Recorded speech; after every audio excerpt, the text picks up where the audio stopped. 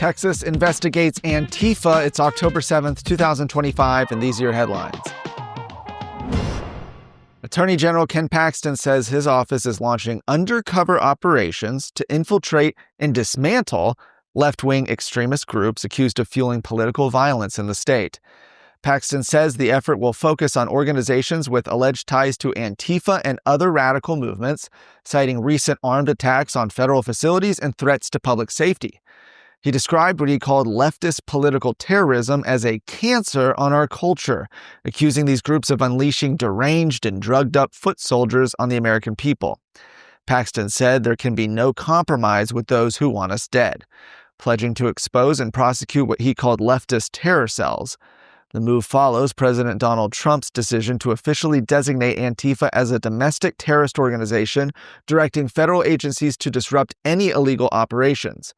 Paxton pointed to several incidents behind the crackdown, including a July assault on an ICE facility in Alvarado, the September 10th killing of Charlie Kirk in what officials called a politically motivated attack, and the shooting at another ICE facility in Dallas just 2 weeks after that.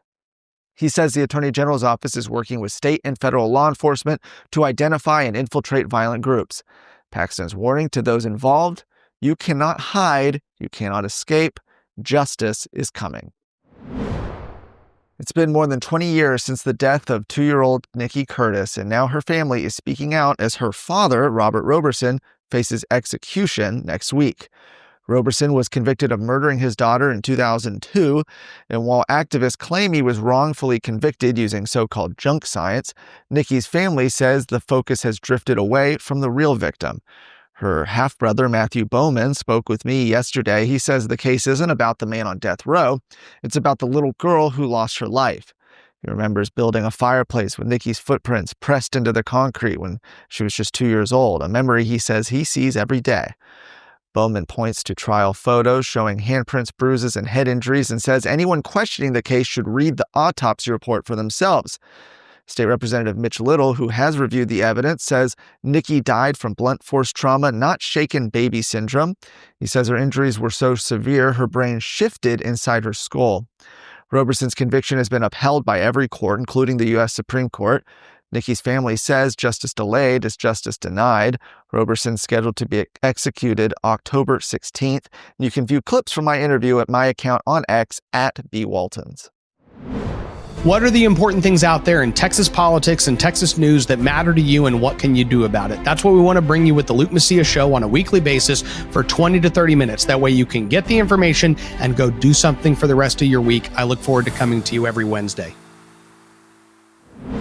Houston officials have announced plans to buy property on Emancipation Avenue to create a new so-called super hub for the city's homeless population. The site at 419 Emancipation, a former Star of Hope shelter later used by Southwest Key to house migrant children, is already equipped with security and needs few renovations. City Housing Director Mike Nichols says the location generated the fewest community concerns and will help ease Houston's ongoing shortage of shelter beds, especially for single men.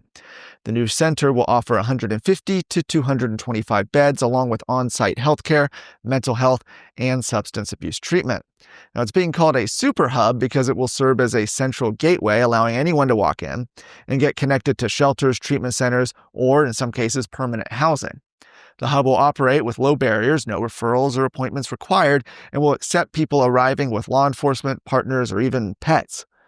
The city will hire a third-party operator next month and plans to finalize the $16 million purchase on October 15th. Annual operating costs are expected to be between $10 and $14 million. Critics, including developer Bobby Orr, argue that the location and timing are wrong, especially with the FIFA 2026 and the Republican National Convention coming soon to Houston. For more of today's stories, go to TexasScorecard.com.